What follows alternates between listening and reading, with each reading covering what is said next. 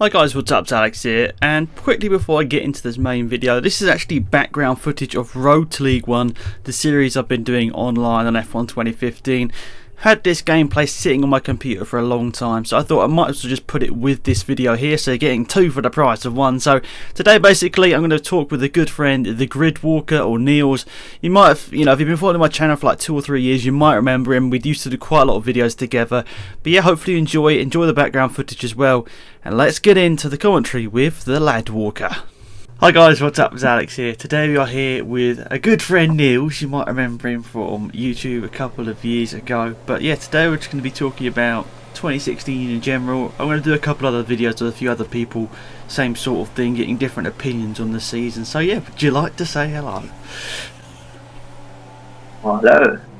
So for anyone that didn't remember Niels, he was known as the Grid Walker on YouTube for, how many years did you do YouTube? At least 2 or 3, wasn't it? Yeah, a good 2.5, I think. Oh, that's so old school, mate. Oh, it's vintage. Yeah, I remember F1 2011 races where you absolutely dominated everyone. Well, that was just traction control, really. Just traction control and the wheel pull it. Just if you didn't have traction control, the rear would just spin out.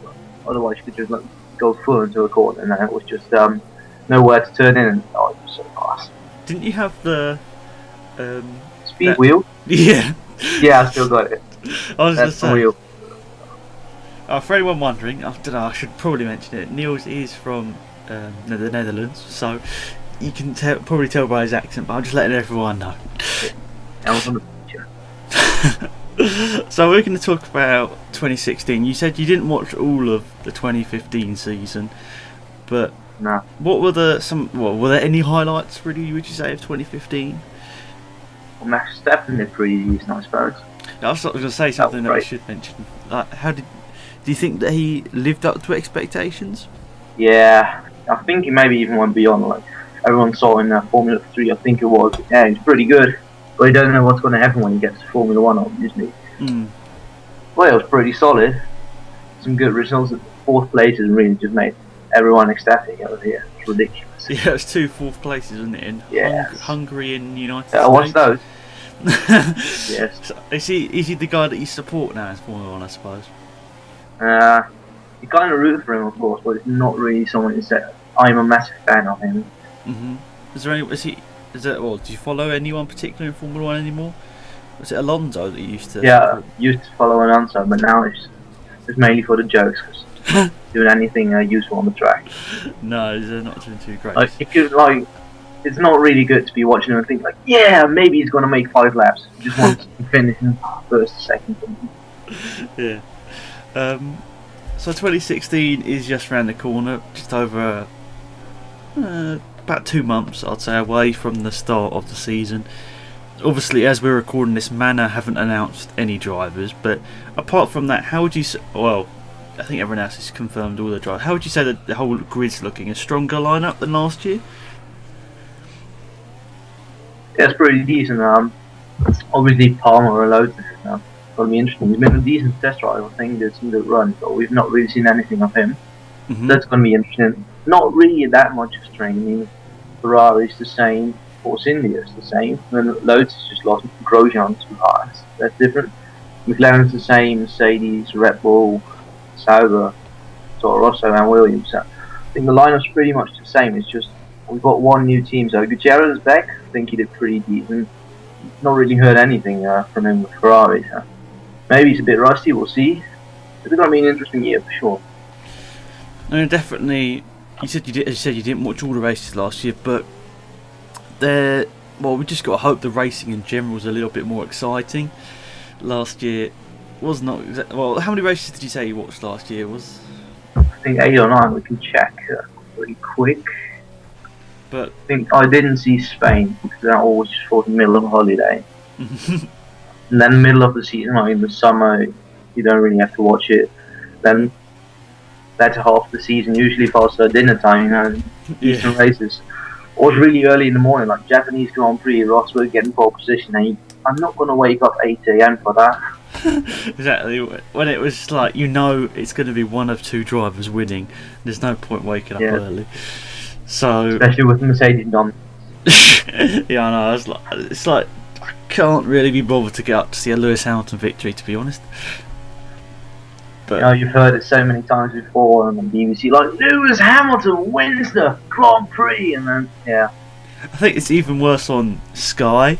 They love Lewis Hamilton so much that I just try and literally just watch the race, none of the pre-race stuff, because it's just no other driver. Yeah, no other drivers seem to get really featured in it. Maybe it's a slight exaggeration, but yeah, Lewis Hamilton gets featured. For me, actually, one of the highlights of the season might actually be Jenson Button's moustache in the first half of the season. You just looking at a telly, what is that? I'll try and put a picture up on the screen if I remember, but yeah. Go on Google had it. An interview, the Australian Grand Prix, just like post qualifying or something. Just got a massive moustache. We got really sidetracked, haven't we? Here, 2016. Obviously, we got a new Grand Prix, isn't it? Azerbaijan. Yeah, it's, I think it's officially called the Baku Grand Prix. Okay. I mean, that track, I think it's had a couple of GT races on there. I mean, you seem to be... Yeah, it's been the Azerbaijan GT Challenge, I think. Okay. It's only done 2013, I remember. And last year they were to go there, but then there was something wrong with the circuit. And then they went to Stanford instead. Oh, okay. I mean, obviously it's a country with quite a bit of money, by the sounds of it, that can help, pay for a Grand Prix, obviously a new setting. I don't know whether we've ever had a track from Azerbaijan before, but... I do not remember. I don't think, actually. I read somewhere that first time I've seen. The track looks interesting. A lot of 90 degrees corner. Yeah, that's going to be great. Yeah, it's going to be maybe not the greatest racing unless someone gets a good slipstream down there. We're saying let's check. The turn 8 to 12 is really tight. Look, corner kind of reminds me of Bathurst actually. Just like corner after corner, really tight walls everywhere. Yeah. But then the latter half is just a massive straight. Turn 16 is 90-degree left-hander, then a couple of fast kinks, or maybe a bit of the back straight and Spa, like up to Blanchimont. And then there's a massive straight into turn 1, and then it's 6 90-degree corners. Yeah, I can't imagine it'll be enthralling, the race. Probably won't be incredible, but... For most people, I think great racing is people going side by side through massive corners. Just how do they do this? But massive straight and then a 90-degree left-hander. We see that on every track. It's just not exciting anymore. Yeah, like Russia. It was alright, I think, Russia. That's one of the few tracks in recent years. But the last sort of segment of Russia, the last sector's just like... There's no point of it being there because it's just corner, corner, corner, corner. There's no chance to overtake, really. I think the people managing Formula 1, I think they just seem like, we're having a lot of overtakes, it's great, so it's good racing. Well, it's not good racing, it's just a lot of overtakes. Yeah, when I drive on the highway to Amsterdam, for example, I overtake a lot of people, but it's not great racing. Do you drive now then? Yeah, sometimes, just kind of got a gap year going, so we're just having a lot of fun, just going to concerts, going to racetracks sometimes if the weather's nice. Yes, lad.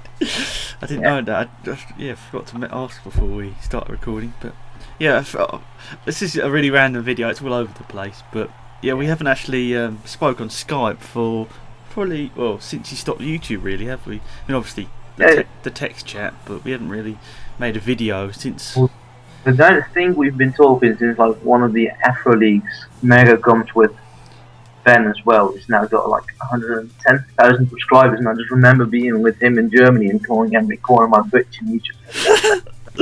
I know, it's great to see how well Ben's channel's been going, to be perfectly honest. Excellent. It's obviously the Afro League. It's obviously the Afro League that started that off. Yeah, that's what, just put the Afro League videos in your channel, put the setup videos in your channel, and then you just randomly got 100,000 subscribers. With a lot of hard work in between, of course. Of course, yeah. So, yeah, should we see? I'll go back to F1 2016. Sorry for everyone watching this. It's all over the place, this video. But yeah, we'll have to mention certain things when they come across. But 6 kilometer circuit on Baku. Is it? Wow.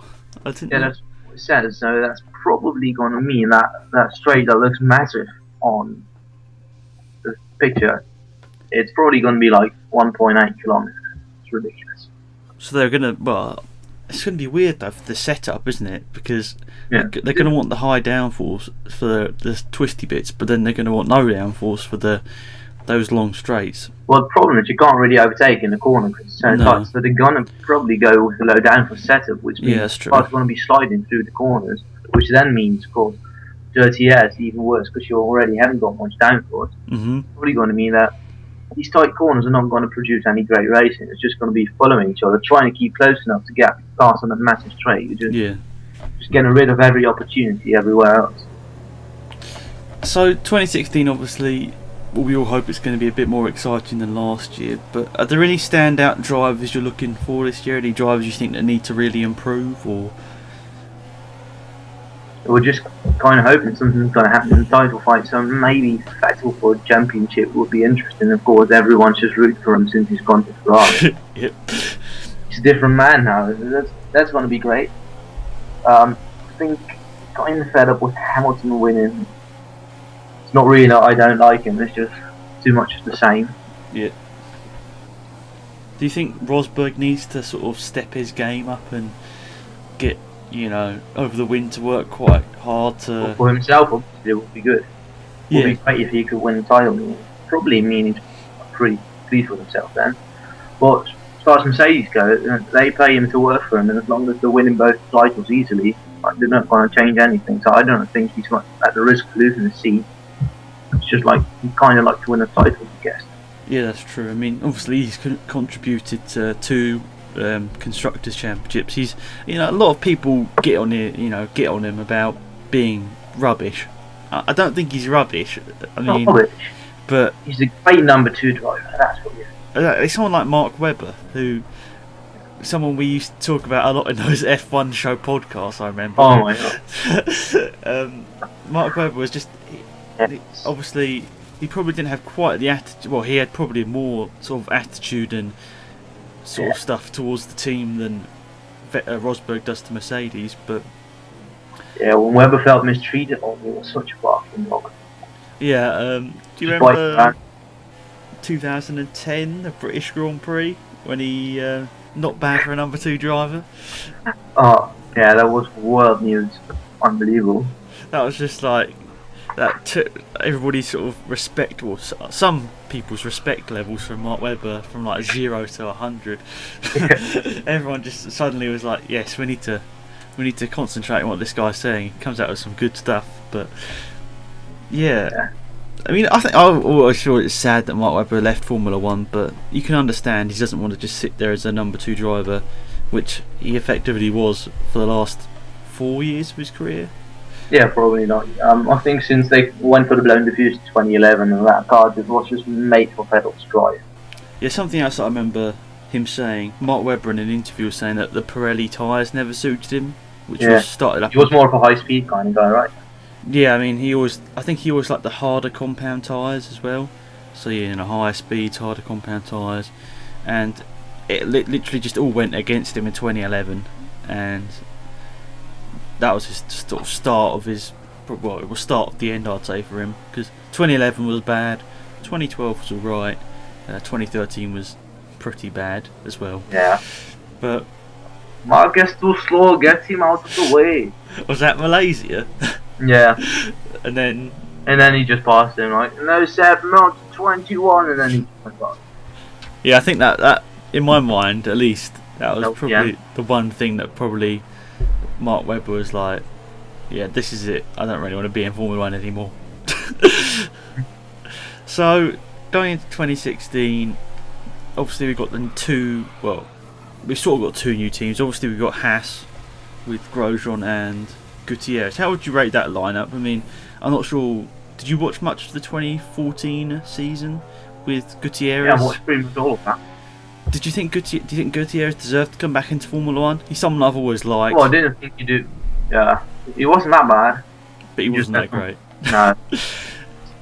It was really neither, but as long as he's probably going to get some points, it's really all about what the cars are going to do this season. Mm-hmm. I think he's not fine for Formula 1. He's probably going to do a pretty good job next to Grosjean. Mm-hmm. everyone's been all over Grosjean since he changed himself after those massive crash in 2012. that was really bad, but now it's just everyone really up his back alley, and he's kind of popular now. He's doing fine, good results, so he's really a respected driver. If Gutierrez can get close to that, then I think his 2013 goose and gaps will be forgotten. Yeah, that's true. If Gutierrez can sort of keep up with Grosjean, or match him from like one or two times, every 5 races, I think people will definitely respect him again. I mean, obviously, when he came into Formula 1, everyone just thought he was a paid driver. I think 2014, that Sauber was one of the worst cars I've ever seen one of the worst cars I've seen in Formula 1 over the last sort of 10-15 years. That's quite bad. Yeah, I mean, even Manor scored points ahead of them, obviously, with that great drive from Jules Bianchi. But yeah, Sauber look like they're a team on the down. I suppose we could talk about that as well. Sauber. Yeah, they're not doing great. They're the end of 2015. Their car was the only car slower than them was Manor, which is incredible. Do you think that they're a team risking Formula 1? The future of their future of Formula 1. Sorry, if they don't perform in 2016, do you think they might be out of Formula 1 for 2017? Do you think Yeah. Do you think Sauber will still be around next year if they haven't scored any points this year? Well, that's going to be hard, I think. Obviously, kind of spiraling down. Money's kind of gone. Yeah. Peter Sauber's gone. But still Kaltenborn running it. I think she is. Yeah, Kaltenborn, yeah. She's not doing that great, honestly. Yeah, once Peter Sauber left, they sort of just wanted money, didn't they? Yeah. And that's it's part of the downfall. But yeah, sorry. They need the money in the first place, and there wasn't really any solution. I think Peter Sauber might have actually done the same thing. They just need the money, but then when they had slight amount of money, they had no results, and now they have no money, so the results are not going to come probably. Yeah, that's true. Was there anything else you wanted to talk about? I think they need, maybe about Sauber still. Like if they can get another Raikkonen and a Massa in their first years. Someone like that, maybe they can get more results than the car deserves, and then they can get up again. But if they keep going this way, we need a bit of money, so we're going to get these, I'm not going to say mediocre drivers, but not the exceptional driver that you expect to outperform a car. Yeah, that's true. They may be struggling until the money's actually gone, and then it's just going to go into the big sponsorships kind of road. And I think it might then end like HRT, because they got someone to buy the team for 2012, and then they were just going to try and run one more season and see if they can make a profit and make HRT worth more, and then trying to sell it because they didn't want it anymore and nobody else wanted it, so they just sell it to the government. Yeah, I mean, if a big company's going to take over Sauber, then they're probably going to be in trouble. So hope from them. Ferrari engine's going to be an absolute beauty and it'll be great. I mean, I hope for Sauber to stay in Formula 1 because it's just like a nice team, isn't it? Somebody, that's heritage. Yeah, and somebody, everyone sort of has a soft spot for them because I remember 2012 with Sergio Perez, just those podiums out of nowhere. People it's just like a people's team, I'd say, a bit like Force India. Yeah. Was there anything else you wanted to mention? Well, it's just going to be all about the cars, really. It's going to be an interesting season for sure. Like lots of things to talk about. Maybe not the greatest racing, but all the stories behind. I think, especially last year, I don't really want to say, but the banter has really improved. Like the worldwide news just picking up on Alonso's camping chair goof. Oh yeah. That sort of thing. That's kind of what makes Formula 1 interesting at the moment. And maybe not the best development, but at least it makes a good watch. And it's really just about the cars. Like, and Toro Rosso isn't good. Like Verstappen might be the biggest flop of the entire season, and McLaren isn't good. Alonso might retire. It's just all those sort of things. It's just a waiting game at the moment. And I remember like 2012, 2013. I think the cars were just released so much earlier, and we had something to look at. I remember doing that catering thing, and we were just laughing at the builder at the front. Yeah, I remember that.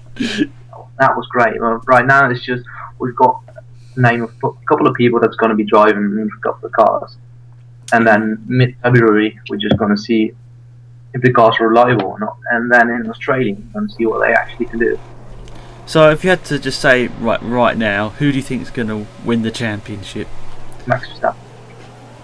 Alright, we'll leave it there. Okay, thank you for watching this video, everyone. Hopefully you've enjoyed it. I appreciate Niels coming on and doing this again. Thank you. Yeah, you should check out my channel. You can probably still go to the link, but say it won't exist, but it will make me feel good if you go there. So that's youtube.com/thegridwalker. I think probably wrong, but yeah. That's someone else's channel, then go subscribe because then you subscribe to the Grid Walker. Alright, thank you for watching, everybody. I appreciate it. It's been Alex and Niels out of here. Goodbye. Bye bye.